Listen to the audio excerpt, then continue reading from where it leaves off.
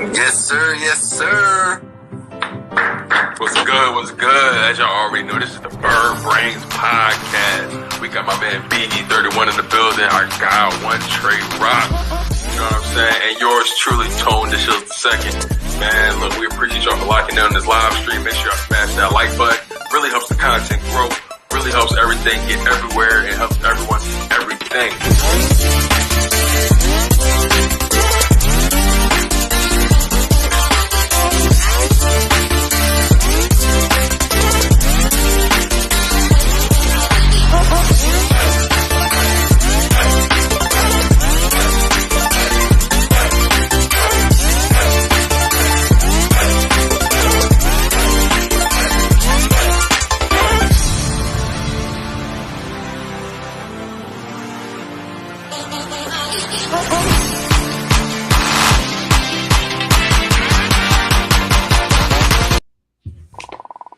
Yes, sir. Yes, sir. Welcome to another episode of the BRAINZ podcast. How you guys doing tonight? What's going on, BG31? One Trey Rock. We got a special guest in the building, the one and only, as you guys can see, the guy who hosts the FARZY show, MARC FARZETTA. How you doing, sir? You guys spoil me every time. You guys are awesome. Thank you so much. Great to be back with you guys. Looking forward to breaking down the birds with such great birds' brains like you guys. Definitely. Somebody getting beat up. What just happened? What was that? Oh man, sound like was that? Did somebody have Howie Roseman in a box? Is that what's happening? He's locked in there. Is he locked in? Keep him in there. 3-year contract. You gotta stay in the box. Keep him in the box. Howie's in there. Let me out, man. I don't know. So that's just my idea. But anyway, go ahead. Howie just got the bag. Howie just got the bag. It's so funny because like they don't tell you how much the GMs make, right? But they pretty much just tell you how many years they got extended on the deal. But let's just hop right into it, man. There's so much to discuss when it comes to these Philadelphia Eagles. Let's just talk about the most the hottest news of the day: Fletcher Cox being cut. Mark, what were your initial thoughts when you saw Fletcher Cox being released from the team? I thought I was surprised to see it, not shocked, just because I knew he had kind of been on the outs a little bit in terms of dangling his name out there in trade rumors this past trade deadline, going to be making a lot of money. I was a little surprised that it went down simply because the Eagles are not like one of those teams to get rid of somebody for nothing. They make trades when it comes to veteran players, even if it means the only asset they get back in return is a late-round draft pick. Howie Roseman doesn't want to let anybody go for nothing. So when the other report came out from Adam Schefter about the time we taped this about 4 hours ago, he said that the Eagles are already working on a deal to try to bring Fletcher Cox back. That makes more sense, but it allows him to go out there and play the field a little bit. I know that a lot of his personal life is based here in Philadelphia, as one would assume, with the amount of time he's already spent here with the Eagles, a career Eagle. So I don't know if he's really looking to up and move and go somewhere else. But if somebody's knocking down your door for a considerable amount of money and they're looking to very quickly reimburse you for the $18 million you just missed out on by the Eagles, that I could see why moving would become a lot more appealing. Absolutely. Absolutely. Do you think they're going to re-sign him, though? That's really the question. I heard that they're talking to him about re-signing him. Trying to maybe that's the loophole where we can get out of some of this dead money, and get them back on a cheaper deal, and save some money on the cap this year. Yeah, I definitely think where there's smoke, there's fire, especially in a case like this when Fletcher Cox, like I said, they already weren't able to get anything for him at the trade deadline, or they could have gotten something for the trade deadline. The idea of just letting him go for nothing is very un-Howie-like. So for me, I think that they will try to re-sign him, but now they run the risk of somebody else bringing him in. The benefit for the Eagles and what the Eagles have in their favor is I don't think Fletcher Cox wants to go anywhere. And the other part of that is also the fact that other teams most likely won't pay a lot of money for Fletcher Cox right now, considering he's had a couple of down years now and has not been the guy that we have seen him be in recent memory. And I know it's Jonathan Gannon's defense. It's a different scheme. He certainly didn't flourish. He apparently worked out whatever his differences were with Jonathan Gannon as the year went on. We all remember what happened after the Raiders game. He went out there to the media and said, I'm paid to be a leader on this team, but I'm not paid to talk to the defensive coordinator. And I'm paid to get after the quarterback and get sacks. I'm not paid to stop the run. So he had some problems in the middle of the season. He was able to turn that around with his relationship with Jonathan Gannon. And he played better, not great still, but played better after that. I think the Eagles have a good shot at bringing him back on a lesser deal. Yes, sir. So, yes, sir. so when you think about it from that perspective, the fact that they did cut him, the fact that it was really about the money, does that beg the question that are they prepping for a larger deal on the back end of this? Are they prepping for a major trade, a major signing? What do you think was the? What do you believe their ultimate end game is in terms of cutting him, then bringing him back on a cheaper deal? They didn't need to make that much cap space. They had a good amount of cap space going in, especially with the cap going up as it always does. But when it comes to Fletcher Cox, I think this just came down to the idea that they didn't want to continue to pay him as much as they had been paying him. I think it came down to play over anything else. I don't think that there's some, and I know we'll probably get to this later, I don't think that there's some other quarterback they're about to sign to bring in here to play, and they got to pay him, so they got to cut dead cap money. They got to cut cap money with Fletcher Cox. I don't think that has anything to do with it. I think it's more to do with the diminishing return on the money that they're paying Fletcher Cox. I do think there's another acquisition out there that I think they are going to make. I don't think they're going to stop at Hassan Reddick by any means, but I don't think this has to do with money as much as it does have to do with just diminishing play. Yeah, he definitely couldn't keep getting paid that much money, with the level of play he's been playing. So I think it's kind of a smart move for us, getting some, getting a little bit of money back in terms of getting him back on the cheaper deal and freeing up some of that cap space. So. Yeah, they always liken it. This happens a lot, I feel like, in baseball, where guys will say, because of so much money being available in that sport, guys will, I just want to test free agency or something like that. I want to test the market whenever that phrase gets said. I want to see what's going on. I want to play the field a little bit, right? And I remember Jason Worth with the Phillies years ago talking about how he played his whole life for this one offseason to finally cash in, and boy, did he with the Nationals. There's something to be said in these sports, in these situations, about letting somebody else take your girlfriend out for a date. You know what I mean? Like nobody, hey, you think you're great, she thinks you're great, but you never know what can happen on that one date. And that's what Fletcher Cox is being allowed to do right now, is go test other suitors and see if they open the car door for him. See if they let him to get the finest wine off the menu, whatever it might be. You don't want to just let your girl go out there and take a walk with some other guy and fear losing her for the long run. And that's what could happen right now with Fletcher Cox. My prediction is it doesn't. I think he does come back to the Eagles. So for me, I think he does come back, and I think that this will just be for a reduced money, I guess, at that point, and they could justify paying maybe somebody else to come in and play more of that defensive tackle position. A guy like Melton Williams, for instance, who they took in the draft last year, who actually had a decent rookie season when called upon. So I think he'll be called upon to do a lot more. And then let's not forget what a defensive line heavy draft this is. And Jordan Davis. There we go. See, all your boys, all the guys. Yeah, exactly. Most definitely.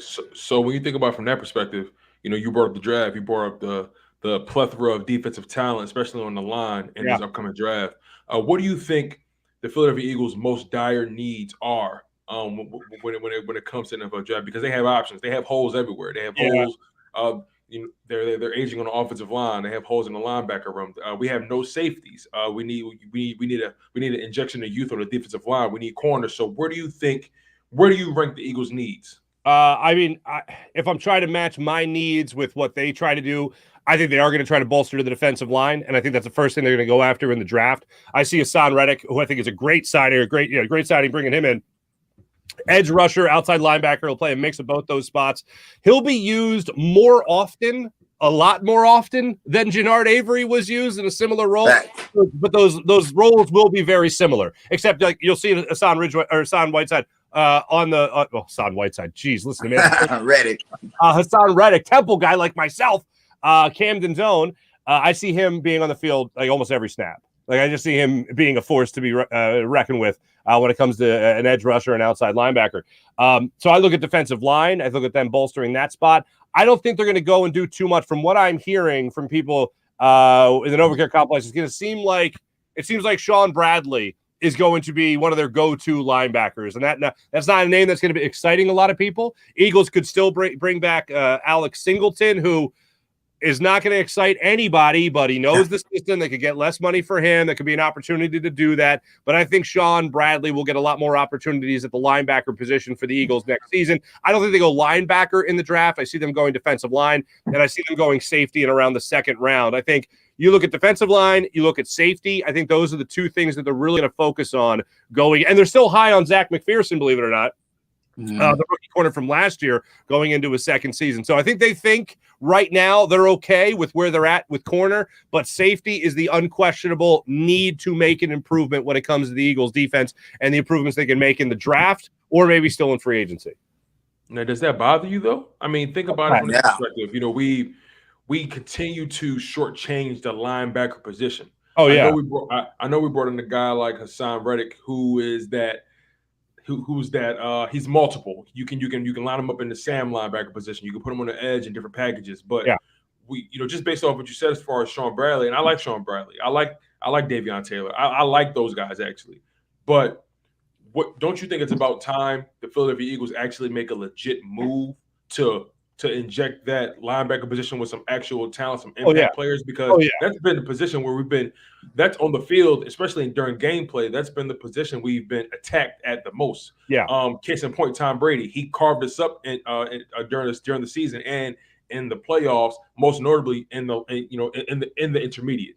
Yeah, and I'll tell you this: when they made the Hassan Reddick deal, I literally stared at my phone for 5 minutes.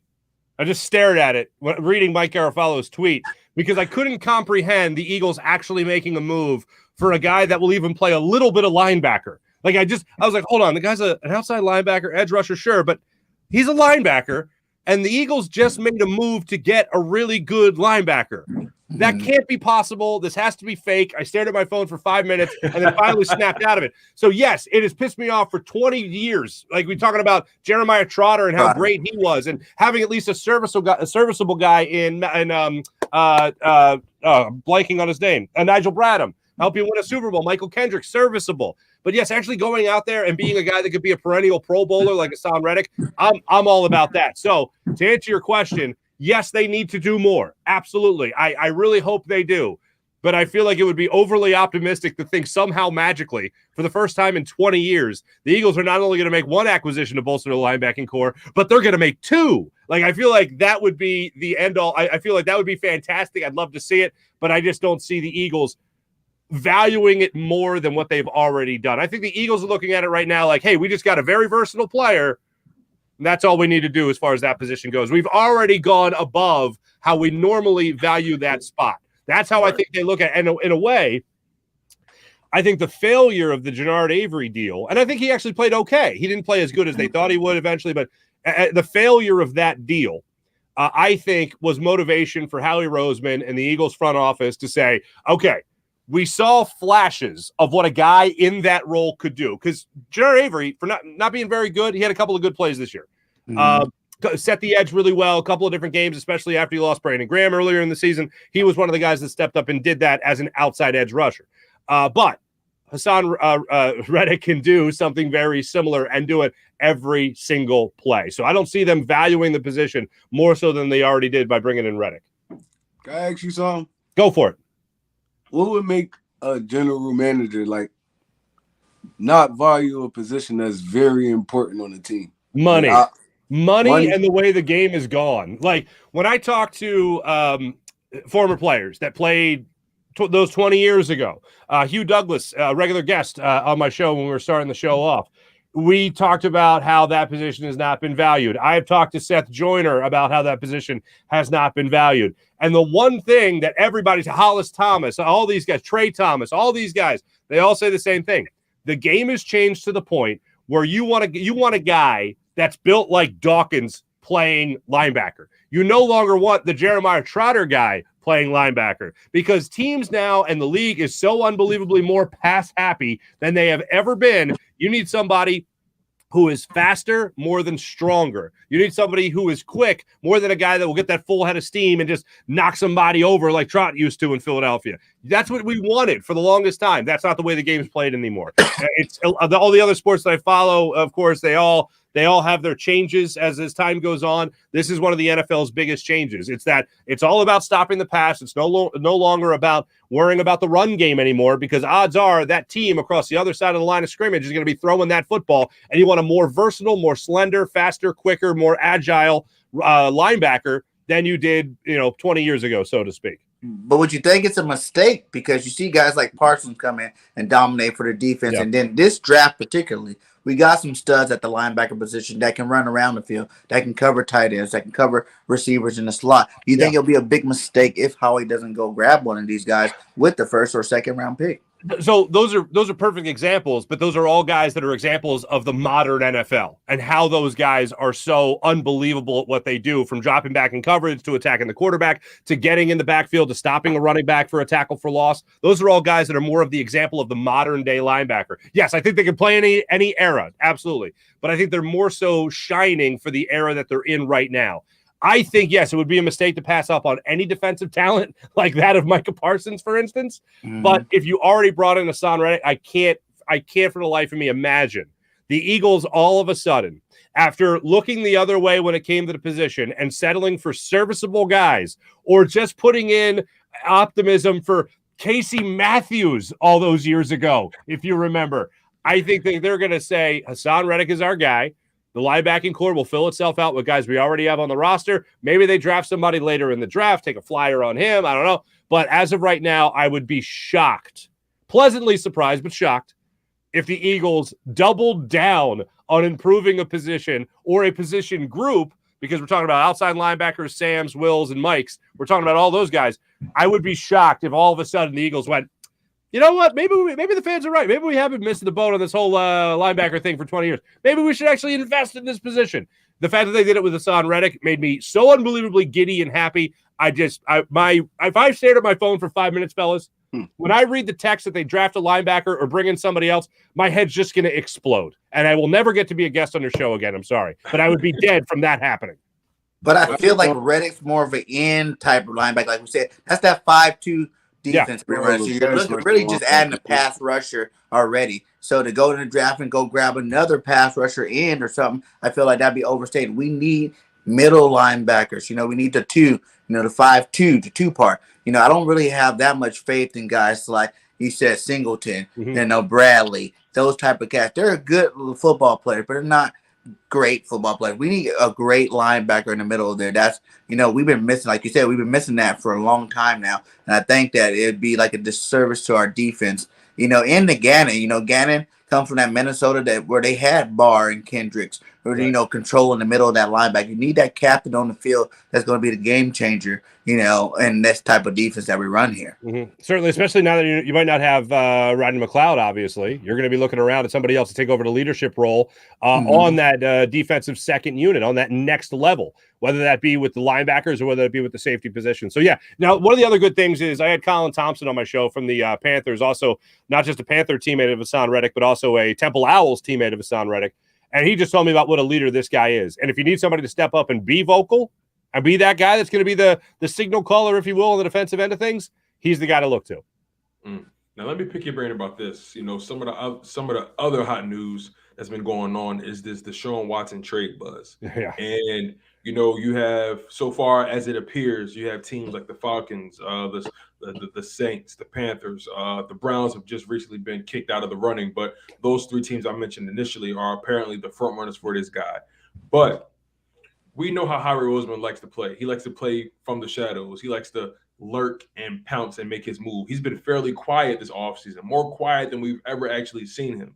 So thinking about the slight moves we've made, do you think the Eagles are actually in play for Deshaun Watson, but they're just playing the background? And because let's be honest, they actually have the most to actually offer out of all of these teams. They have the most flexibility to offer to the Houston Texans. But the caveat of it all is the no trade clause. But in my humble opinion, I don't believe Deshaun Watson has as much leverage as a lot of people think. So what are your thoughts on the whole narrative surrounding the Deshaun Watson trade buzz and if Philadelphia is in play? I don't think Philadelphia is in play. To answer the question, to start at the end, I'll just I don't think Philadelphia is in play. The reason I don't think they're in play is because, according to everything that I've seen, Deshaun Watson, basically how this is going down, and this is wild to me. I don't know if this is par for the course, but apparently this is how it's going down. If you want to talk to Deshaun Watson, you want to set up a meeting like the Panthers or the Falcons have done, for instance, or who else, the Saints and the Browns, you first have to present a trade package to the Houston Texans. It's not the Houston Texans allowing Deshaun Watson to go out like I think it normally is and seek a trade. We see that all the time. Go ahead and seek a trade. It's going to happen right now with Baker Mayfield, where he heard about this and he was like, well, I guess you guys don't believe in me. To hell with you guys. And he apparently wants a trade. The Browns are like, yeah, we're not allowing you permission to seek a trade, so forget about it. But back to Deshaun Watson. The way this is working is those teams or any team has to contact the Texans, offer them a trade. This is what we're willing to give you for Deshaun Watson, and this is what we want back. And then the Texans are saying, hey, Deshaun, we like this, so go ahead and talk to the Panthers, go ahead and talk to the Saints, go ahead and talk to the Falcons, or talk to the Browns. That's the way this is going down. If Deshaun, even if the Eagles said to the Texans, 3 first-round picks and Jalen Hurts, if they give that to Deshaun Watson, he's like, no, I don't want to play for the Eagles. If that's the case, I don't think it's a matter of Howie Roseman waiting in the wings. I don't think it's a case of Howie Roseman saying, all right, I'll give you another first-round pick in the following year and a couple of seconds and all that stuff. I don't think he's going to get the opportunity to do that because I do think Deshaun Watson has as much power as anybody has had in terms of actually saying okay to that trade. The fact that the way it's been reported is that the Texans have to get the offer first, which I actually really respect. That's a ballsy move. I like that. They say, give us the offer first, and then we'll say, okay, Deshaun, we like what they're doing. They're on your list. Go talk to them, and we'll try to work something out. And then Deshaun goes from there, and right away he was like, and no offense to my wife's family, who's all from Cleveland, to hell with Cleveland.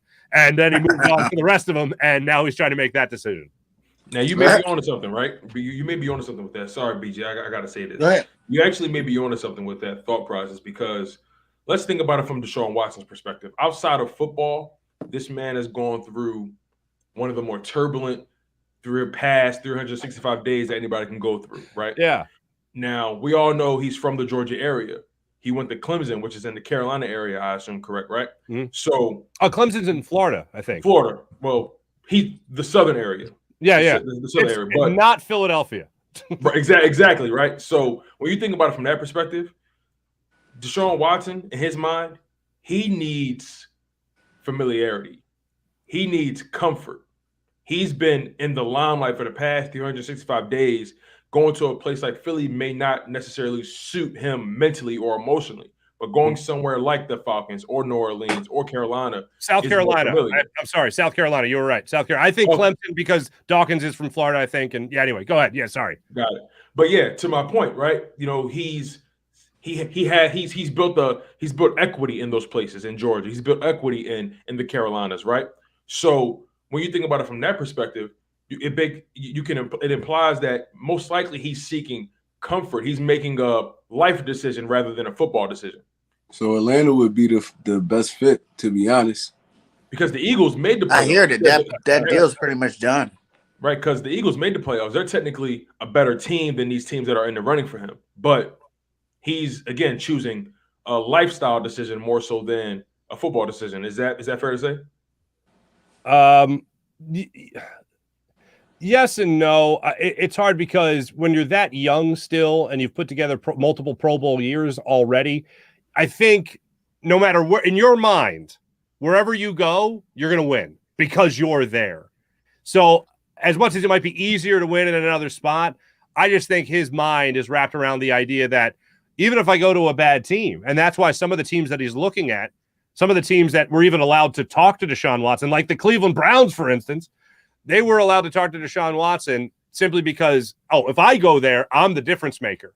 I think he's that young and that good where that's his mindset going to any of the teams on his short list. And like you said, the familiarity, even though the Panthers play in North Carolina, those are all things that he's looking at right now and saying, okay, well, if I go there, I can be the difference. Oh, if I go to the Falcons, I can be the difference. Those are all things that he's looking at right now where he can be the difference maker and not necessarily needing to go there to join a winner, but rather create a winner and also be a guy to make other free agents maybe next year want to play with him.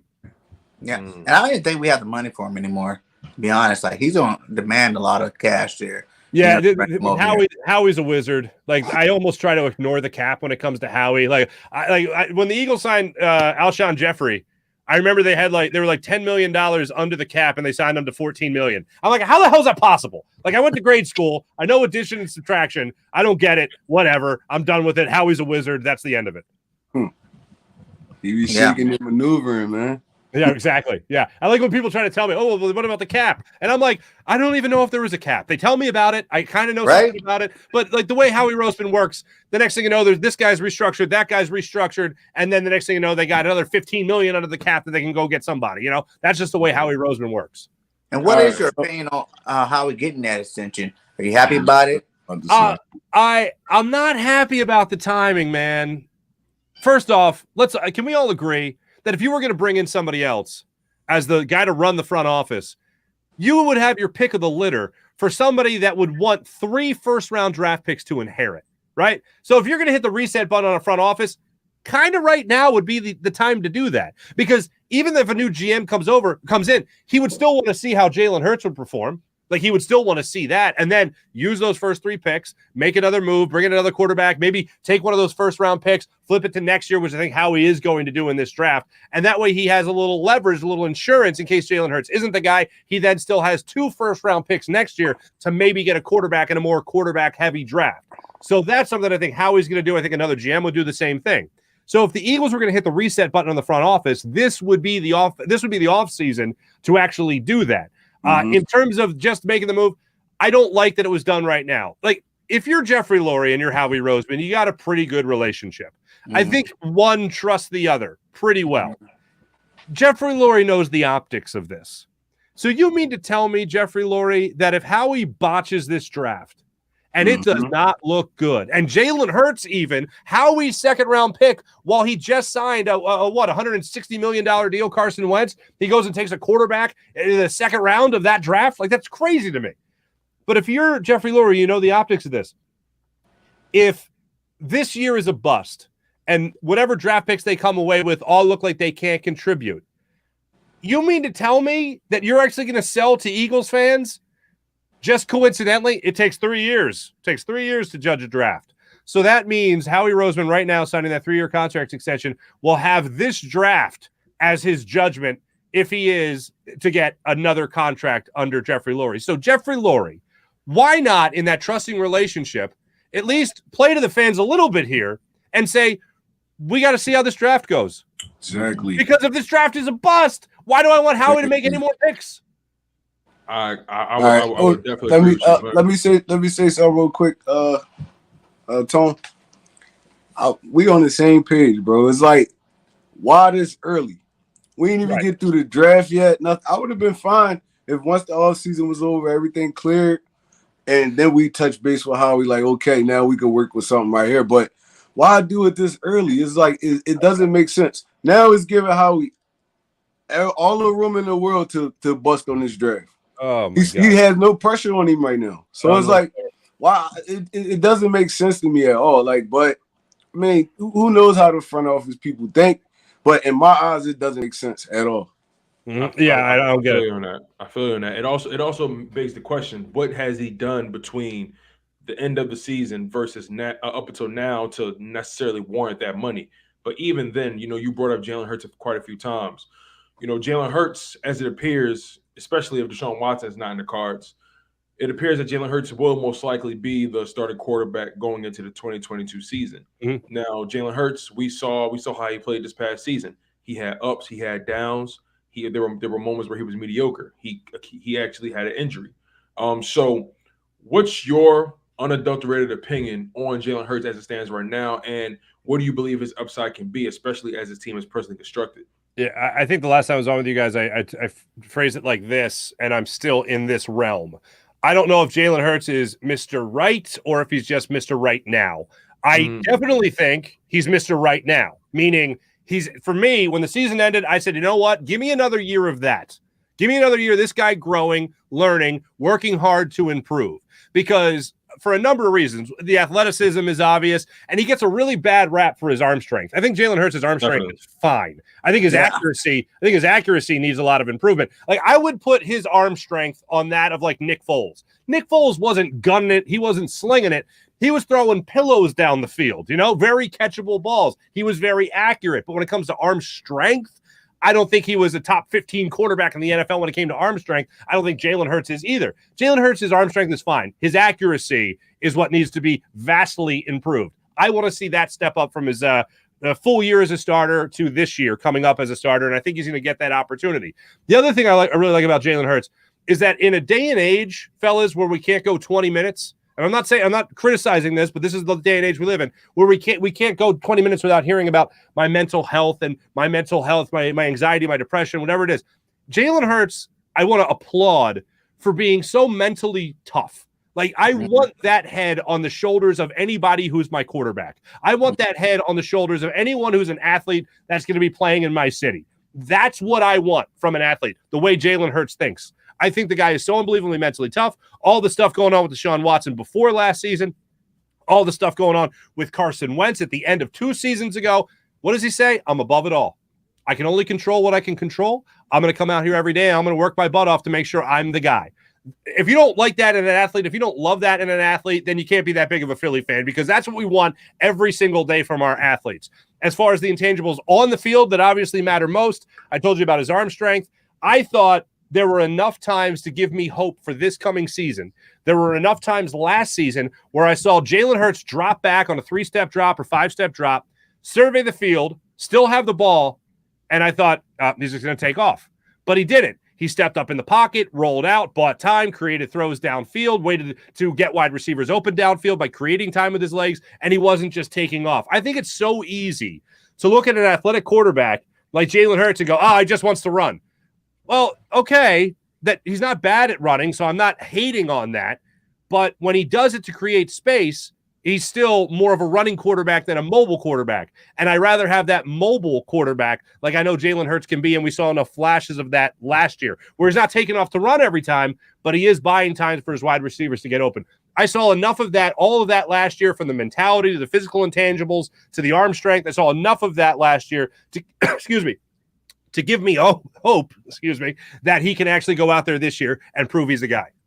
Do you believe we need better targets? With that being said, though, do you feel like you can teach accuracy? Like, do you feel like you can teach a quarterback accuracy? Yes, absolutely. We liken a lot in basketball to a guy coming into the league and learning to shoot. It very rarely happens, but it happens. It's up to the individual. And in my opinion, in sports, if a guy like Giannis Antetokounmpo can learn how to shoot a 3, I think Jalen Hurts can learn how to hit. Anybody can. Exactly. Somebody can learn. And I don't mean to compare sports. That's not what I'm doing. But what I'm doing is I'm just saying athletes that want to work hard at something, they can do it. And Jalen Hurts, I never bet against the guy that has a great work ethic, because especially if he's young, especially if he's inexperienced in the league. And Jalen Hurts is those two things. I think with Sirianni being here, obviously an offensive-minded head coach who's been around some pretty good quarterbacks in his day, and the mentality of Jalen Hurts, I think those two things are a great mixture. So I'm not going to bet against Jalen Hurts this year. I'm not going to give him a 10-year contract right now. Right. But at the end of this year, I think he's really got to prove himself as the guy going forward. And as I have said, even at the beginning of last year with the Mr. Right versus Mr. Right now when it comes to Jalen Hurts, this guy isn't just competing against the opponents on the schedule. He's not just competing against whoever else is on the Gardner Minshew, for instance, but he's competing against 3 first-round picks, whoever they are, by Howie Roseman. That's what he's up against. The options that are available to get a quarterback with those 3 first-round picks, that's what he's competing against. Do you think it's fair to compare him to these elite quarterbacks that have all this talent around them at the skill position? You know, like a lot of people compare him to like a Holmes or even like a Matthew Stafford. Like, look at Matthew, look at these other quarterbacks doing big things on their teams, but these guys have like 3, 4 number 1 receivers on their roster compared to, we had a rookie leading the way with 2 second-year players that aren't even, really considered good right now. You know what I'm saying? Like they're working their way up. They're all grinding. They're all learning the whole pro game. Do you think it's fair to compare Jalen with the weapons that he had compared to these other quarterbacks? I think it's fair to compare any quarterback in the NFL. I really do. Like there are like, here's what people I always find funny. There's 2 quarterbacks that had almost identical release times. Okay. 2 quarterbacks almost had identical release times. Now, this is a statement of fact. This is timing a release time. So the stopwatch has no opinion, okay? Remember Trent Edwards for the Eagles was a backup quarterback in he was played for the Bills, but he was a backup guy in the preseason? Yeah. He had the same release time as Dan Marino, okay? All right. But the problem was wherever the ball was going after we released it was terrible. With Dan Marino, it was great. So yes, you can compare anybody at any time. But it's funny how people want to compare Jalen Hurts to the best and the elite quarterbacks in the NFL already. Like everything's taken in a case-by-case basis. It's funny when they want to point out all the things he doesn't do well. And they want to compare him to Patrick Mahomes and all this other stuff. And okay, fine. They're both NFL quarterbacks. I get it. But the minute he does something that is like one of the elite quarterbacks, like Josh Allen, for instance, oh, now all of a sudden he's Josh Allen. No. I'm saying like. I'm not saying is. Okay?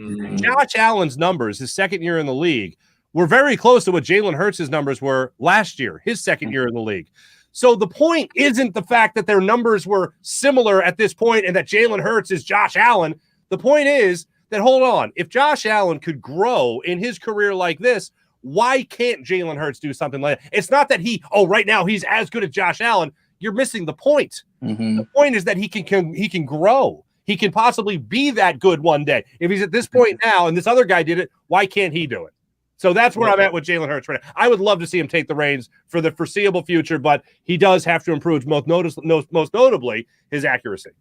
Yeah, I definitely feel what you're saying when it comes to that. You know, the thing is, you mentioned why give Josh Allen that leash versus not giving Jalen Hurts that leash, right? And I think it's because of the simple fact that one is a first-round pick and one is a second-round pick. And when you're not that first-round talent that people think you are or that you were drafted at, they don't give you the same level of respect, even if you do something well, just like you said. Yeah. But, you know, it's so interesting because, you know, I was one of the people who was very on the fence about should we allow Jalen Hurts to lead us into the future, or should we think about considering a guy in his offseason like a Deshaun Watson, right? And lately I've been leaning more towards going after Deshaun Watson. But the thing is, I feel that people need to understand the fact that the quarterback position is always going to be evaluated every single year, no matter who you are, no matter what you bring to the table from a mental standpoint, from a competitive standpoint, from a work ethic standpoint. Your position is always being evaluated. So I say that to say,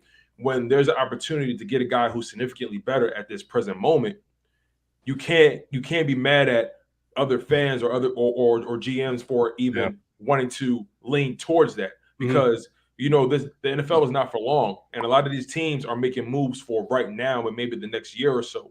But you know, a lot of people want us to bank on Jalen Hurts' development. I'm not saying he can't get better, but the question becomes, how much better can he be from what he is today? Yeah, let me just say this real quick. I'm sorry, I can't help but take a glance at the comments, and I just want to say thanks to everyone. As the first time I've ever been in a hizzo, I believe somebody said I'm in the hizzo, and thank you. It's nice to be in the hizzo. And then somebody else followed one of my comments with "oh snaps." That's the two firsts for me. So I'm honored. I finally got an "oh snaps," and I finally got that my location is currently the hizzo. So I greatly appreciate it. Yes, sir. But my deal's like this. If you're going to do any kind of comparing, it's like it's first year starting. I know it's 2 years, but it's first year starting. You got a full year, right? If you compare those numbers to most quarterbacks, even the legends out there, that's a good season. Now, there's need for improvement, but I think he's earned the right to not to even be able to be judged to say if he can be good or bad, or if he is good or bad. He's just right there. He's on a good track to being whatever he is going to be. But here's what needs to happen. He needs to be great this year.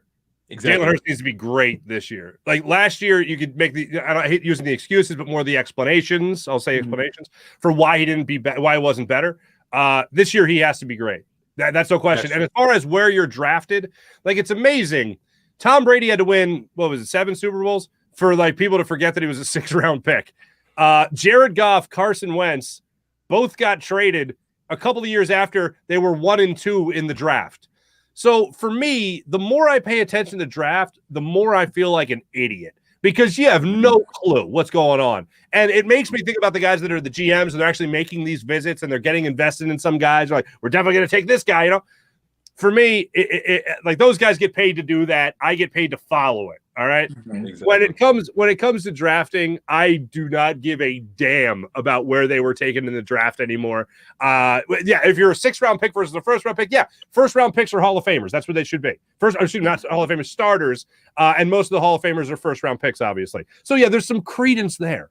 But when it comes to a guy maybe being a pleasant surprise in the second round, Jason Kelce's a god in the city of Philadelphia, and he was, what, a 6th-round pick? I'm going to go ahead and say, yeah, picks where you're drafted, you know what that is? That's adorable. Everything else, man, it just matters about what you do on the football field. Exactly. Absolutely. And like you said, I say the same thing, though. Be great.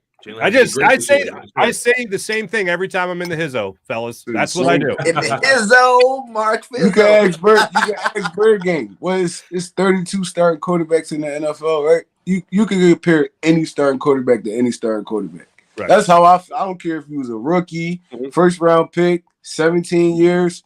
You playing football, you starting football in the NFL. You could get compared to anybody that's in the same position as you. So, I mean, I don't look at the draft stock, rookie, second. I don't look at none of that, bro. You trying to lead a football team. It's like, I mean, maybe Aaron Rodgers does it a little better than you, but damn, you're a top tier quarterback if there's only 32 starters in the NFL. So, I mean, we could judge you, we could compare you, we could do anything we want because you're our starting quarterback and we want to see you get better. So I don't really give Jalen Hurts all the little baby stuff that everybody else give him. I mean, I get a lot of flack for that, but it's fine with me.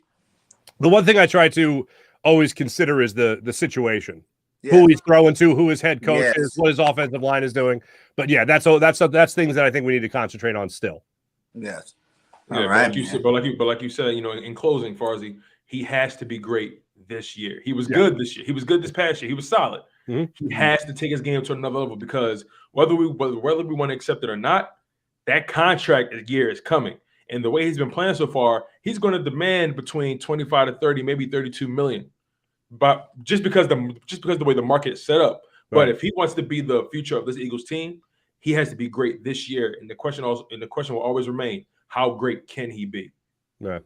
What do you think, Farzy? What do you think his ceiling is? Well, we put it like the ceiling. I mean, you're talking about what, a 23-year-old quarterback right now, 24-year-old quarterback. I think he's got a very high ceiling. It's all dependent on the arm strength. And the fact that the Eagles, after this year, obviously they won't have those 3 first-round picks, but he'll still most likely be competing with another 2 first-round picks next year. So I think his ceiling, I think the sky is the limit. Like, look at what you already have. Not many quarterbacks have his athleticism. Not many quarterbacks have his work ethic, unfortunately. The Eagles get him another target. He's got Goddard here. He's got Miles Sanders. He needs to stay healthy. A lot of things need to go right. But just looking at Jalen Hurts himself, he improves that arm strength. You're definitely going to be talking, even next year, you're going to be talking about a top 15 quarterback in the NFL next year. If he just improves his arm strength, next year we could talk about a top 10. 2 years, we could talk about a top 10 guy. I think that is the progression he is on right now because of his work ethic, because of his athleticism. And yes, even though people don't like to talk about it, his arm strength is not nearly as bad as the reputation it has gotten. I am on a crusade, fellas, to prove that awful opinion, that stupid hot take, horribly wrong. And hopefully he helps in doing that by connecting on some of those deep balls. And real quick on that, if Devontae Smith doesn't run out of bounds against the 49ers, I believe it was, if Jalen Reagor doesn't run out of bounds against 49ers, different situations like that, and they stay in bounds and catch those long touchdown passes from Jalen Hurts, I don't think we're talking nearly as much about his arm strength as people have brought up since the season. Quez Watkins in the Broncos game. Quez Watkins wide open touchdown to Broncos. Perfect. Another example. You're right. That's the other example. Exactly. Yeah. So cross your fingers, fellas. And then even said that he still had the longest pass all last year, the 95-yard pass to Quez. That's right. You know, and that was in the air for 50 yards easily. You know what I'm saying? Like, and he ran the rest of that. So they couldn't punch it in the red zone. Damn you, Sirianni. Anyway, But yeah, Mr. Mark Farzetta, you have been amazing. You gave us an additional 10, 14 minutes. So yes, sir. Man, it's been truly a pleasure having you on our platform. And my pleasure. You've been more than generous with your time. You've been more than generous with your hot takes. And you know, we'll definitely have to bring you back once again. You know, you've been a blessing to the Bird Brains podcast. You know, BG31 and One Chair Rock. These guys are definitely one of a kind, and you know, you made this thing so much better than what it already is, and we appreciate you. Spoil me. Yeah, you're way too kind. And remember, I like to steal this line from George Costanza in a way. It's not a hot take if you believe it. Right? There you go. Exactly. Hey, appreciate you, fellas. Thank you so much. Thank you so much. Thanks to all the commenters. You guys are awesome. Go check out the Farzy show. Mark Farzetta was in the building. Yes, his link is inside the chat. If you have not subscribed, go subscribe to this guy. Great content creator. Thanks for pulling up, bro. We appreciate you, man. My man. Thank you, gentlemen. Take it easy, fellas. See ya. Right. But yeah, that was great, you guys. Definitely shout out to BG31 for hooking that up. That was fire. You know what I do, man? I always try to get the best on our shows, man. You know what I'm saying? We the best. We need the best on here so we can talk the best football. It's funny you say that because I always tell myself you have to have that DJ Khaled level of annoyance. You got to continue to be persistent and listen. If you want somebody on your show, you got to, hey, you free? You free? You free? You got to have that DJ Khaled level of annoyance because the way DJ Khaled be spitting out these projects, he be having everybody on there, and I doubt everybody want to be on there, but hey, he keep pushing. Yeah, and the lucky thing is doing the way I set up my channel, you know, asking people every week to collab, you know what I'm saying? Because it's more of a collab thing, a show based, you know, always having someone on there. I'm at a point where now it's like, you know, some of these guys I just hit up one time, like Farzy. I'm like, hey, what's up, Farzy? You got live tonight? Want to come on the show? He's like, yeah, no problem, BIRDGANG. I'm like, cool, that's what's up. You know what I'm saying? So it's actually working out. The longer I stay in here, the more I keep annoying these guys in their inboxes. I'm pretty sure we're going to keep getting these great guests. Definitely, man, definitely. But yeah, like, you know, listen, there's so much to talk about. You know, we cover so much in the Eagles. Let's talk about the whole landscape, man. Like, you know, a lot of guys are getting paid. Allen Robinson going to the Rams. Devontae Adams traded to the Raiders, got the big payday. So much to discuss. We all know Christian Kirk got that big payday from the Jags. You know, what's been your overall thoughts about everything that's been going on in free agency thus far? I don't want to play in the West over there. Yo, the West is loaded. Loaded. I think Russ made a bad decision, to be honest. Like, I know he's feeling confident. He wants to be back, but I think he made a bad decision. Because that team, to me, the Chargers, Khalil Mack, C.J. Jackson, you know, you got freaking the Raiders, you know, and they signed, what's that boy's name to go? Chandler Jones. And then just got pass rush galore today. Come on. It's edge rusher galore, Trey. Edge rusher galore. None of these quarterbacks safe. Let's keep it a buck. They put let's be honest. They all putting the Chiefs on notice. It's an arms race. It's an arms race. Oh my God! Like, this is gonna be the toughest division in football, bro. It already is. It's the toughest division in football. And then not even speaking of that division in the conference. Von Miller going to the Buffalo Bills. It's like it's crazy. It's just pass rushing galore over there in the AFC, man. It's crazy, and I want to see how much power this swing. To be honest, because Devontae Adams going over there to the AFC. That's mean right there. He get to play with his college quarterback, the one that really threw him into the NFL. I mean, whoever win that. He said that around trade deadline last year, he wanted to play for Carr. He said that when he first got into the league. If you go back and watch the interviews, he always said, "I would love to play with Derek Carr in the NFL." Shout out to Cool Cat with the cool new intro for the Bird Brain podcast. My guy always breaking. But yeah, bro, I think to be honest, I think this makes it a little bit better for us though. All those dudes leaving the NFC. So. I mean, like I said, it's wide open for us. I mean, we just gotta, and we got everything in front of us to make moves to push for this Super Bowl this year. But like I said, I didn't like them signing Howie Roseman this early. It's like because now he can sit back and just he's gonna be comfortable now. They just gave him a 3-year extension. He's not going nowhere. So I think he had the plan when he got it. He had the plan that we haven't seen yet. That's just going to unveil it. He had to go into that office and break whatever he had going on down to a T to Jeffrey Lurie for them to even sign him before the draft, to re-sign him before the draft. So I mean, I'm not a big fan of it, but I'm on some wait and see type time right now. How do you guys feel about that? Because that's a hot topic right now. A lot of people are saying Aaron Rodgers is pissed. How do you guys see it? Because I don't think he is. I think he knew that the situation was coming, and he realized he's probably not winning another chip. But if he can get his bag before he retires in a couple of years here, go ahead and get it. That's how I feel about it. Aaron, I didn't think it was that. How you gonna pay both of them? Devontae Adams been the best wide receiver in the league for like the last 4 years. How you gonna pay him, his max, and Aaron Rodgers and still keep a football team around these dudes? It wasn't gonna happen. And he told him from the rip he not playing on the He's not playing on the franchise tag. So the only thing they really could do was move him. That's the only thing they really could do because you couldn't pay him. Now you're gonna have your team gonna fall apart. You're just gonna have Aaron Rodgers and Devontae Adams. You still gotta. I think they gotta pay Aaron Jones the year coming up too. So and Lazard left too, right? Yeah, Lazard, Scantley, they both gone. So the team, Aaron Rodgers, man. Well, let's be honest. Do you guys believe that Aaron is that dude where he don't really need to have big time receivers because he's one of the goats. You know, he's one of the best throwers to ever throw the football. He's like, just get me some guys out there I can work with. You know, maybe a first round pick or something like that. You know, we can rock with Aaron. Listen, something had, like Farzi said, something had to happen between them prior to Aaron getting that deal. I'm telling you, Aaron. It was a money grab. It was a money grab. Like that. This wasn't about like that contract. Him staying with the Green Bay Packers. It wasn't about winning. Listen, he's already checked out. He got his contract. He got his girl. He's gonna start hosting game shows. It was a money grab. Yes, and right. Devontae realized that. Devontae said, "Yo, listen, you clearly not all in on this. I need to win. I'm trying. I'm trying to compete." And you got your ring already. I don't. I wasn't here for that ride. So I'm trying to go where the heavy hitters is at.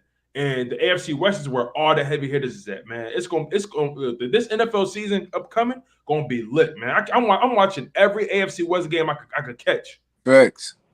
Yeah. Whoever make it out that division, they're gonna be beat up though, because that's gonna be some physical football. Good point. But y'all mentioned the NFC, right? The NFC is wide open. Tom Brady came back, but you got Tom Brady, Matthew Stafford, Dak Prescott, Aaron Rodgers. But after that, it's wide open, right? You got Kirk Cousins, but then you got Kyler Murray over there still. Kyler Murray, but you start to enter that realm of quarterbacks where it can be a give or take. Who's to say Jalen Hurts can't surpass one of those guys this coming season? Yeah, I believe it, man. I really, like I told you guys, even from the end of last year, I think Hurts is going to be in the MVP talks this year. I think we need to go get another receiver.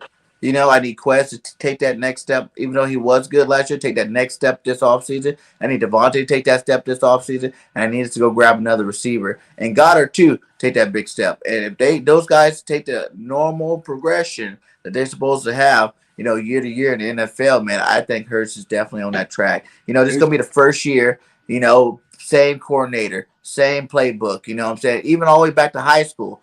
He's never had the same coordinator. This is going to be the first time ever he's going to go with the same system. And I think that's going to help his development, help him be able to read these plays a lot faster, help him be able to get the ball out of his hands a lot faster. And I think overall it's going to help us win a lot more football games.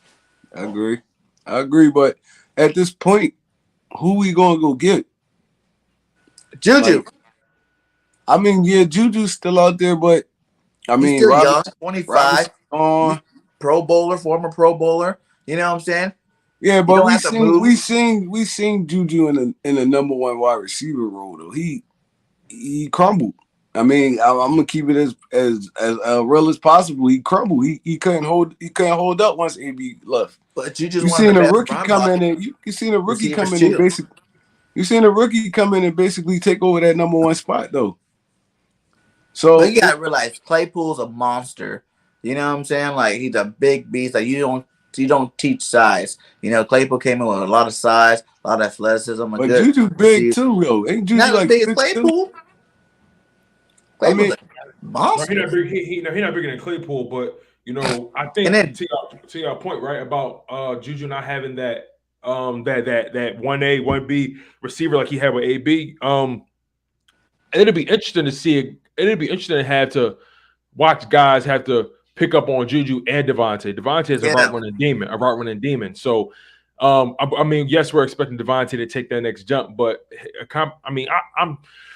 Juju wasn't my first choice, but bringing Juju can only help us, right? Mm-hmm. Yeah, that's true. You agree? He's better. Any better receiver will help us right now. It's just, and he's still young, veteran. Juju been in Pro Bowls. You know what I'm saying? He's not some slouch. Total slouch. He got outplayed by a couple of young guys, but those young guys got talent. Those aren't just some scrubs. Those are, Johnson's a Pro Bowler. You know, Claypool's definitely a beast out there, and even Washington did some good football over there. And like Juju probably just needs a fresh start. He's young enough to get that fresh start and rejuvenate his career. You know what I'm saying? Like you give him, he don't have to move nowhere. He's right there in Pittsburgh. Just come right over the bridge to Philadelphia. You know, don't move nowhere and just come play some ball. Rejuvenate. To be honest, I think Juju a Cali boy. He trying to go down. He trying to go out west. To be honest, he's a Cali boy. He a Cali boy. He trying to go out west. I can't see him coming to Philadelphia. To be honest. On a receiver note, what about the Rams getting Robinson? Yeah, they trying to run it back. They trying. So what that mean about Odell though? Because you know Robert Woods coming back. He's not coming back there. I'm telling you. At this point he can't go back because Robert Woods coming back. Cooper Kupp. How you going? They don't have to make that decision till late in the season. Like he's not going to play till like November, December. You're talking about the guy coming back for your playoffs. Right. So right. That's true. You know, but he was only on a 1 year deal though. Yeah, I'm about to say I thought it was a 1 year deal. He's a free He's agent. only on a 1 year. I know what I'm saying though. No one's really going to touch him while he's freaking hurt. You know, till middle of the season, people might start calling his phone up, seeing what's up. And by that time, if you're the Rams, if you decide if you want to bring him back, if you bring him back, that's too much talent. You know, Odell, Woods, Kupp, and Robinson. Now, how you gonna stop it? Nobody got 4 starting receivers that's gonna stop these 4 guys, man. Like, and then you still got your tight ends over there, Higbee. You know, the running backs over there. That'd be a dangerous offense. You definitely have to watch out for the Rams for sure. Yeah, but yeah, I really can't see Juju Smith-Schuster coming to Philadelphia. But all of our other options. His mentality is not. I don't trust his mentality in Philly. I don't trust. It's not about his game. I don't trust him in Philly. Like like we already know, Philly is that place where work ethic got to be on a whole nother level. And let's be honest about this: when he was in Pittsburgh, he cared too much about being seen on TikTok. Thanks. He will play that here. Y'all know that. We'll play that here. He kind of gets swayed away. You know, even though I just watched a video about Juju even last year, they were saying like a lot of people didn't give him the hype because of Johnson and Claypool, but Juju was the one doing the dirt for that offense. Juju was making all the blocks. Juju was doing all the physical, grunt work for that offense, helping Claypool and all these guys get open. We can need a dog like that. I feel like go give a fly because like all the options everybody wanted are gone. You want breaking news. Breaking news. The Panthers are out on Deshaun. The Panthers are out. The Panthers are only the Falcons and the Saints now, right? Yep. The Panthers are out on Deshaun. I think I see him in Atlanta. But I'd already heard that Falcons were getting him. Falcons will get him. And I heard that like they were actually working on something where they get him and they trade Matt Ryan to the Colts. But I don't see the Colts doing that because I don't see the Texans making the Colts a part of this deal because you make the Colts better by giving them Matt Ryan. And I don't think they want their divisional rival to be better. But that wouldn't be on them. They're just gonna trade them to Atlanta. And then what Atlanta do, that's just the news that they're talking about Atlanta would do if they did something like that. They were looking at that situation. What I'm saying is what you're implying is a 3-team trade, right? Yeah, it would end up being like a 3-team trade. Yeah. Right. So what I'm saying is if Houston's in the same division as the Colts. If Houston trades Deshaun to Atlanta and then they invite the Colts in on a deal and Atlanta trades Matt Ryan to the Colts, the Texans don't really have a quarterback. But you just gave the Colts a quarterback, a veteran at that. But you get what I'm saying though? But Matty Ice ain't been no one to be scared of. But Matt Ryan is still can carve you, bro. Matt Ryan is a good quarterback. Like, don't let Matt Ryan. Like if you're Matt Ryan's a good quarterback. Are you more scared of Matt Ryan or are you more scared of Baker Mayfield? But we seen freakier things happen in the NFL though. So it ain't far fetched. I'm just saying, who are you more scared of out of those two? Matt Ryan or like a guy like Baker Mayfield? I'm not scared of none of them. Matt Ryan or Baker Mayfield. Yeah. But like Matt the thing Ryan, is, though, I'm sure that if you're the Texans, like in your point, Tone, like if they're like, I wouldn't want to do that because Matt coming, but you also hear Baker trying to get out and over there. But here's the thing, though. The bottom line is you're making your rival better. That's my thing. It's not even about how good Matt Ryan is. The bottom line is you're making your rival better, and you got to compete against them. So that's why I would be hesitant to include the Colts in on the move. because you're at the end of the day you're making them better, and that's not what you want. Yeah, but no matter what, you're gonna get a better quarterback over there. You know, they're gonna get it. At the end of the day, it's gonna be a 1 year run like Phillip Rivers. He gonna go over that's Matt Ryan. That's why I feel like it'd be like more of the Phillip Rivers play. You know, you get a veteran guy on his way out. You know, last couple of years probably won't have to pay him that much. You know, you can get him over there and try to win some football games. Do you think if he did go to Atlanta, that upgrades Atlanta to make them a contender? No. Not yet. It depends on what they put around him after that. I mean, because he gonna be throwing to dudes like Zacchaeus and Calvin Ridley ain't coming back there. So I mean, they're gonna have to really reform that wide receiver position for him to even make some noise over there. Or it's gonna be like he in the same position like when he was with the Texans. So I mean, I can't see Deshaun Watson not going over there and not having a plan though to bring at least some kind of talent in. Maybe it could be through the draft, but if you trade for him, you're gonna lose a lot of that draft capital. So yeah, you're gonna have to go get. I don't know how much money they got in like the salary cap. You're losing some of that too. You bring over a guy like Watson. Watson's expensive. You know what I'm saying? Like, this guy's not getting any cheaper just because he had this case. You know, he's playing football. He got cleared. Now you got to pay him his money. You know, and if they trade him, they're gonna have to pay him that money. You know, so I don't know. I think it'll be crazy to see him in that uniform. And then, like I said, what about Julio Jones too? That's another guy that got released. You think Julio's washed? Is he done? I don't think he washed. Would you want him in Philadelphia? I'll take him in Philly. That's another Alabama wide receiver. He could inflict some of his wisdom on some of our young wide receivers. But he's gonna come in. He's not gonna be real serious. Julio ain't stay healthy in the past like 3 to 4 years. So yeah, it's been the past 2. It's been the past 2 years specifically. Yeah, his final year in Atlanta and the Titans, he hasn't been fairly healthy at all. So, like you said, it begs the question. Like, I don't think his body can hold up a 17-game season. Now, what's going to have to happen is you bring him in.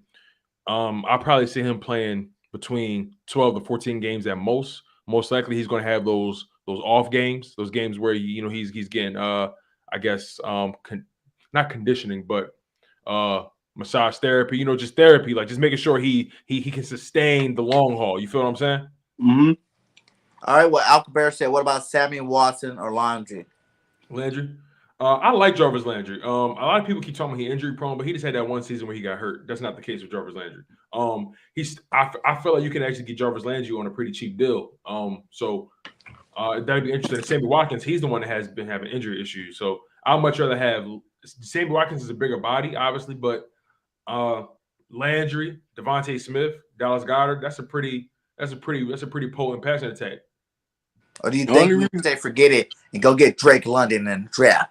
Woo! That shit got the only reason I would say no on Landry is because he really fit the mold of every wide receiver we have already.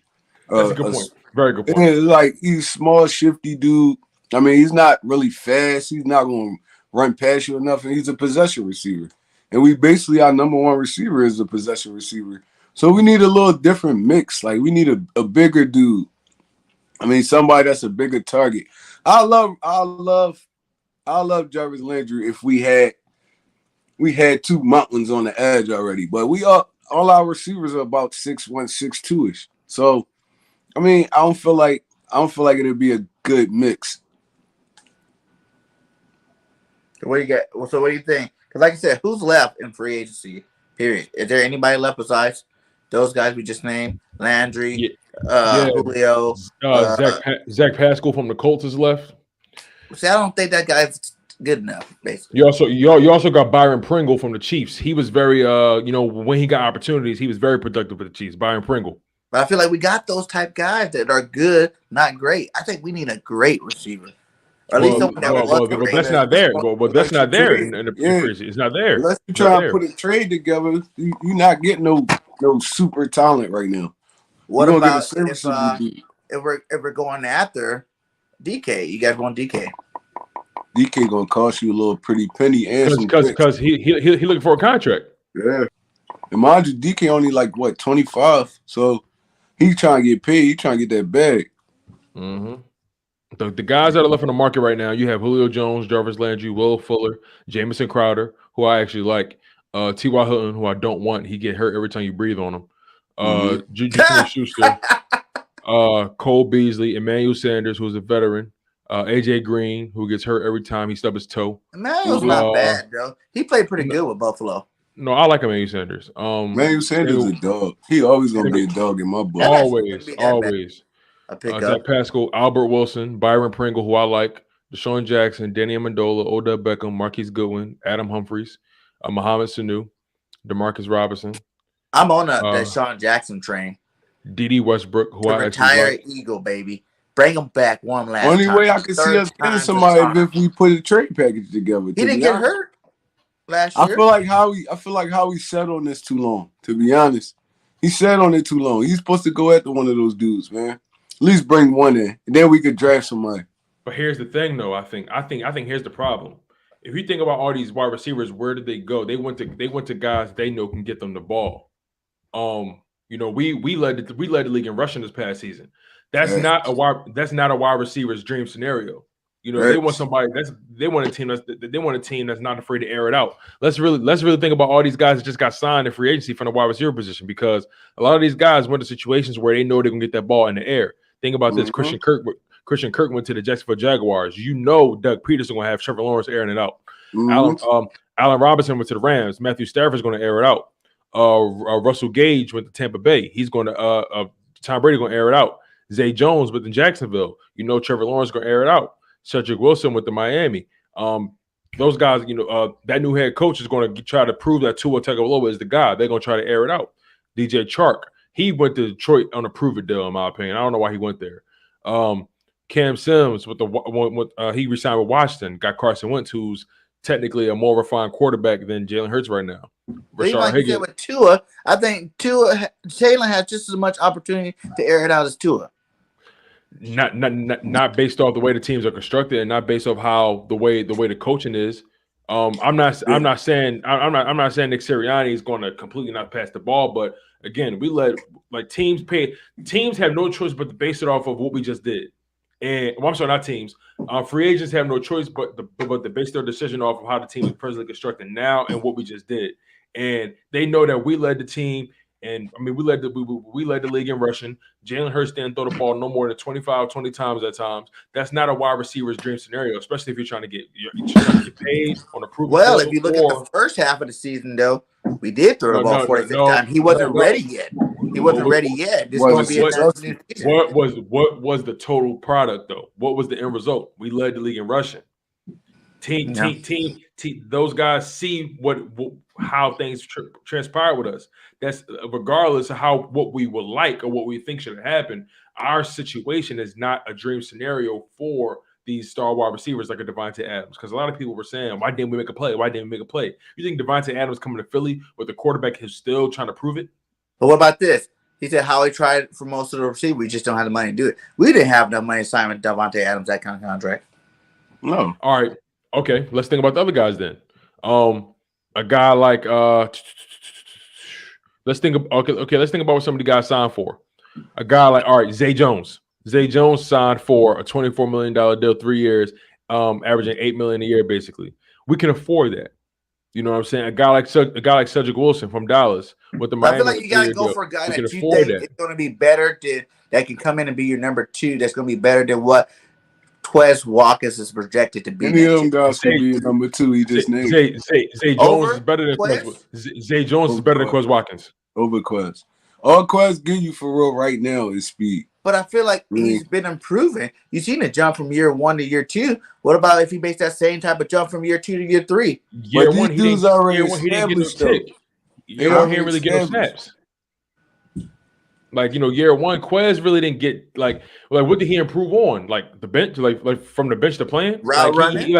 He didn't you know what I mean? Like what was Isn't that one of the biggest gripes? Is Quez was always open and Jalen wasn't hitting him. But you know it's bad when the dude will go to Detroit to play with Jared Goff over Jalen Hurts, bro. It's like you gotta look around the league. We really went back to like 90s football, to be honest. That's how we had to win. Going back to 90s football, rushing the football way more than we throwing it. You like Tone said, you gotta look at stuff like that. Dudes trying to get some catches, some targets. Quez Watkins was rarely targeted in this year. And that's our second wide receiver. So they said we were outbid. They definitely look at stuff like that. He said we were outbid on Kurt, DJ Shark, and Marcus Williams. How do we know that for a fact? I mean, it's reports. Yeah, you don't know that for a fact. I mean, dudes got to actually want to come here and play. To be honest, that's true. Right. It's free agency. Yeah, they ultimately gotta believe in the system, in the situation. They got to get sold.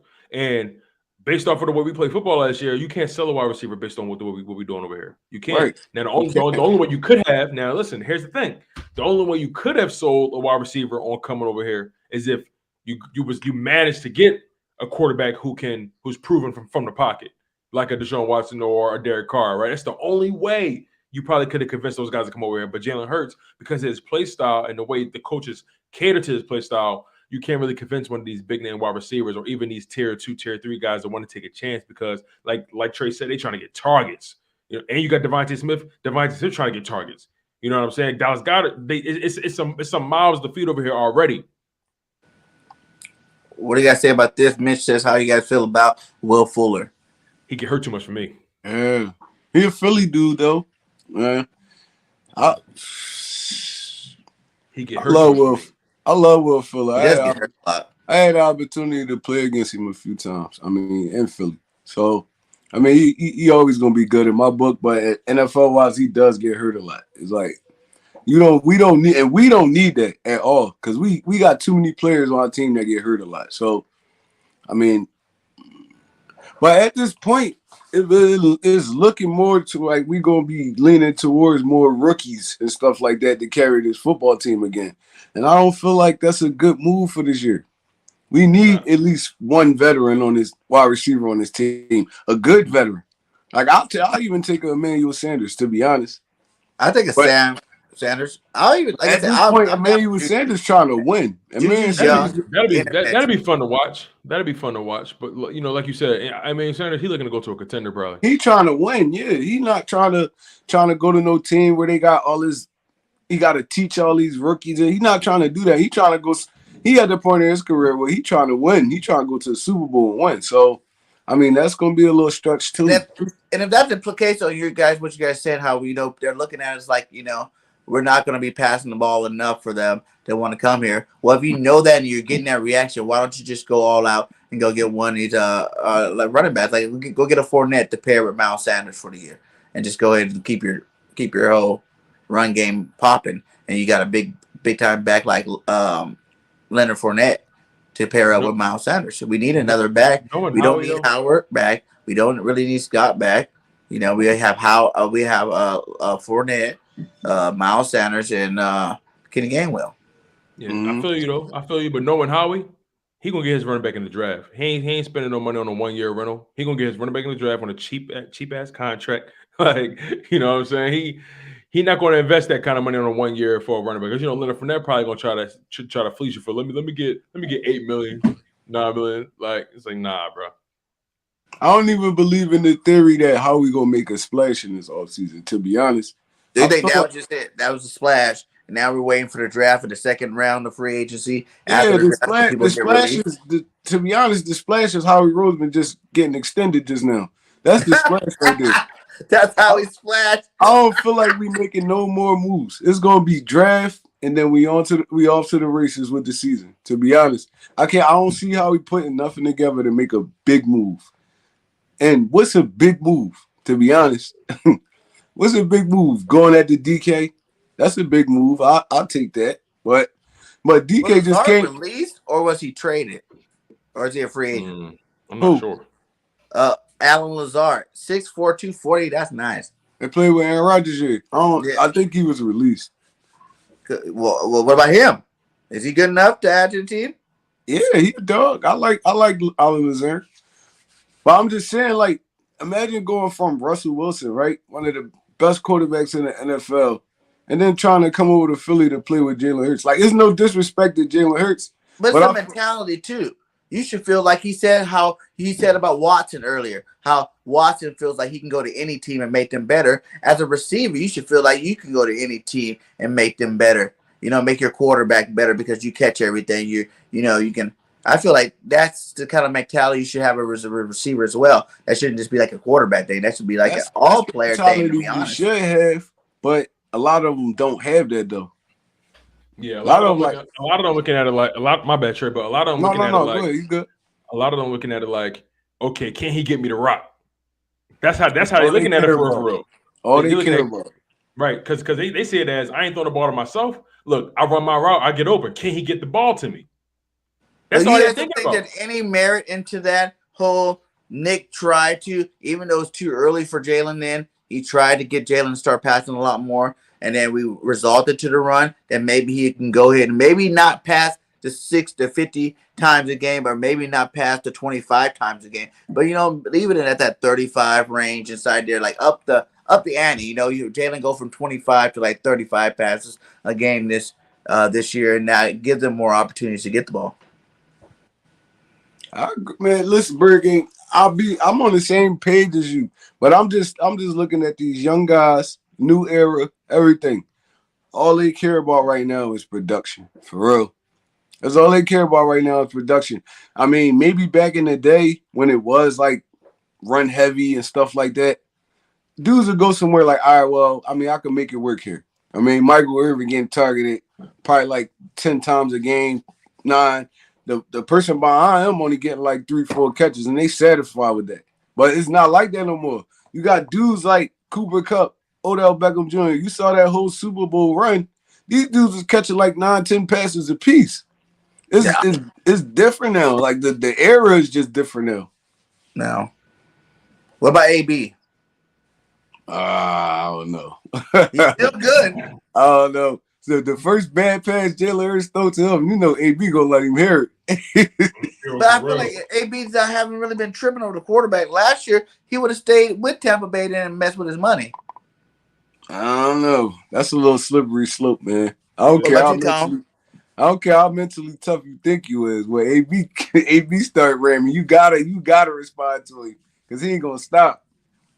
But yeah, I don't know. Maybe a incentive-based contract. Like, hey, you sit here, you play, you act right. Your contract could be up to like $15 million on a 1-year deal. But right now it's like an $8 million that can be up to $15 million 1-year deal. Come play with us, AB. Because if you seen him on the field last year, and even the year before, like, dude's a baller still. Regardless, the only thing is his mental side. He's like the opposite of Rager. He got a bad mental state, but the game his gameplay on the field is awesome still. He hasn't lost a step. He still gets open, still makes catches. He's a little guy again. We're going back towards that little thing. Because I know, like Philly 500 was saying, he doesn't. A lot of us want the big body, but he wouldn't mind another little guy to go pair up with. A guy like Devontae Smith. So they both are fast, getting open. The quick hitting offense, West Coast style offense, where you can just keep hitting them on the pop. Boom, boom, 3-step stop. Yeah, 3-step stop. Boom. And you're just popping these guys and letting them play, do what they do after they get the ball in their hand. That's true. I mean, you can run that kind of offense. That'd be fine. But I mean, like I said, it's all on Jalen Hurts at this point. Now it's all on Jalen Hurts. You get me? Now you go get that receiver form and stuff like that. Now it's all on Jalen Hurts. It's like, can you hit that wide open receiver? I feel like he can. I feel like he can do it. And I feel like we still can have that balance where we running the football a lot, and throwing it. So because even like Tampa Bay, they throw a lot, but they run the ball quite a bit over there in Tampa Bay. Brady's only throwing like 25, 30 passes a game. It's not like this guy's throwing 50 passes every game. Yes, there are games where he does go up there in the numbers, but that's anybody, any team, every team. You're gonna have a game or two where you got to get that shootout. You're gonna have to throw for the ball 40 times, to keep up with the other team. But for the most part, on average, these guys are all just throwing like 25, 35 times a game, letting the run game, wear or ground and pound these guys the first 3 quarters of the game. I agree, man. It's gonna be the rest of this offseason gonna definitely be interesting, man. I agree. It's gonna definitely be, and we might see some stuff happen on draft day too. So I mean, we just gotta stay tuned, to be honest. He said Eagles are about Nina. What up? Shout out to Nina. She said Eagles are about to sign Fletcher Cox to a 1-year deal. I'll take that. I'll take it too. Shoot. I'll You know take what I'm saying? that. And like far as you said, you know, like maybe he didn't look at, because I'll be honest, I thought he was going to probably go to the Bills or something. I thought he was going to go to a contender, right? But maybe he looked at it as, you know what? I don't have time to pack my bags. I'm trying to retire. I think he leaning more towards towards retirement, to be honest. And that actually works out. Either you come back, you ball out to get another contract, or you continue playing the way you are. It's not that big of a deal. You know what I'm saying? You can go ahead and retire Eagle. I don't even think he's pushing for another contract. I think this is farewell year, to be honest. I don't even feel like Fletch that interested in football no more. He ain't got nothing to prove. He ain't got nothing to prove for. He's You don't think so? He's Super Bowl champ. Super Bowl champ. He got all the Pro Bowls in the world. Yeah, like, all pro. You know, he ain't got nothing to prove. He ain't got nothing to prove at this point. He about to sit back on his farm and just do whatever after that. Right. Just if he does go, hey, the back of the truck and go hunting. Which DT in the draft you want? If he does, are you guys all on Jordan board? Davis. Let me get Davis. Davis, definitely Jordan Davis. Yeah. Well, what about Wyatt? I'll take Wyatt too. Yeah, but I'm Davis, I'm big on Jordan Davis. Yeah, I think if you got a chance to get that big ox, you know what I'm saying, running a 4.8 40, woo, 360 running 4.8, my guy, like that's ridiculous.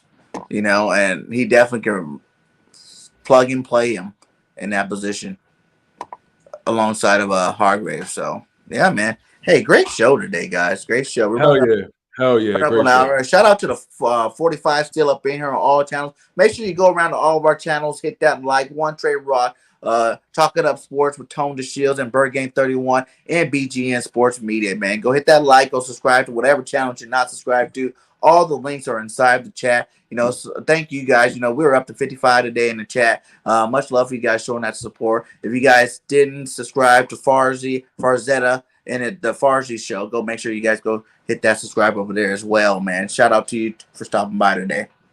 Final words, guys. Hey, man, I appreciate you fellas as always. It was definitely a great show. More dope collaborations to come, man. Yes, Same here, man. I appreciate all of y'all, man. This was a great show. A lot of great perspectives. I mean, let's just keep doing this every week. Let's keep every week, baby. We're gonna get better and better and better. That's what we do. We're here to bring that fire, and that's what we do. We bring that fire. Let me say one last thing, y'all, to the people. At the end of the day, y'all, we all want the Eagles to do well. We got to make sure everybody understand that, because sometimes people go crazy in the comments. They be thinking we trying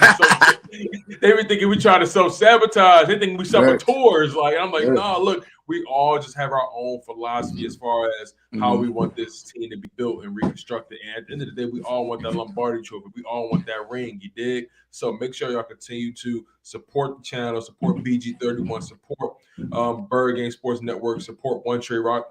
You know, support Chalk It Up Sports. We always grateful for y'all, but at the end of the day, y'all, it's always love, it's always peace and prosperity. We all want the Eagles to do good. Yes, we all want to do great. We don't. I had too many arguments, man, with the people in the comments. They coming for my neck. I'm like, damn, I'm just talking football. Like, bro, they killed me when I was like, yo, we gotta go get Watson. They killed me. And they deserve to. They deserve to. We got a great quarterback in Jalen freaking Hurts. Hey, listen, man, you see the jersey right here? I ain't give up on him yet. I'm just saying, look, like, if you get Watson's definitely giving up on him. Not necessarily. It's more so upgrade. I'm a team guy, and I'm a team guy. And if I got a chance to get Deshaun Watson who 26 or Hurts who 24, look, I got upside either way. But Deshaun Watson's showing me what he's doing now. That's all it is. But he didn't even play for a year and a half too. So, but it's the past year, yeah. You're taking that risk too. And like I said, if Hurts already played if Hurts played that first year, and that was his second year, that was the best you've seen out of his second year, starting the full season, then that might even be a different story. Like I said, after one season, I feel like there's just not enough to say the dude can't be the guy. You know what I'm saying? You got to still give him that opportunity. I think he earned it. You know what I'm saying? We went to the playoff last year. You know, like people forget that. I feel like people forgot we were in the playoffs. You know, you can say 7 seed. You can say our team wasn't good enough to be there. You can say all that extra stuff you want to. But there was 16 other teams sitting at home while we were sitting in the playoff. We were all going live, playoff week, round time, wild card round, rooting on our team, supporting our team, hoping that they could pull out a miracle against Tampa Bay while there are 16 other teams sitting at home. So Jalen, for his first year coaching, first year everything, they did a good job. They did what they could do, and they had a good season. They definitely, like I said, most of them all deserve another year. We just need to upgrade, and imagine any more upgrades like that. I think to Hassan Reddick's a huge thing. Like, people don't realize we played a lot of 5-2 defense last year, and that Avery spot is going to get replaced. Like you said, Avery came in every now and then when they ran that 5-2 to help out. But I think with Hassan Reddick here, we're going to be base. That's going to be our base defense going into next year. Because he's going to stay on that field making plays. Yeah. But shout out to you guys. We out of here. You know what I'm saying? We're going to go ahead and leave y'all with the new intro of the Bird Brain podcast. Shout out to Cool Cat Connor for keep making those fire intros, man. Every time you need an intro, to go holla at Cool Cat. Cool Cat get you. He'll get you. And he'll get you like 10 minutes. He'll be like, hey, you want to do this intro? He'll be like, okay, Bird Gang. I'm thinking it's going to take all day. He'll be like 10 minutes later. Boop, boop. I'm like, what the heck? He got it to me. Well, much love to you guys. Hit that like on the way out. Fly, Eagles, fly. And tell them, say your piece. Say your piece. Hey, listen, you already know how I get down, bro. I'm your guy, Tone DeShills II. I was joined by BG31, One Trey Rocking. I know how I'm carrying it from Chalk It Up Sports. Where no matter if we win or if we lose, we just got to charge it to the game. One love, stay humble, stay healthy, and most importantly, stay hungry. And we out here. Peace. Yes, sir. What's good? As y'all already know, this is the Bird Brains podcast. We got my man BG31 in the building, our guy, One Trey Rock. You know what I'm saying? And yours truly, Tone DeShills II. Man, look, we appreciate y'all for locking down this live stream. Make sure y'all smash that like button. Really helps the content grow. Really helps everything get everywhere and helps everyone see everything.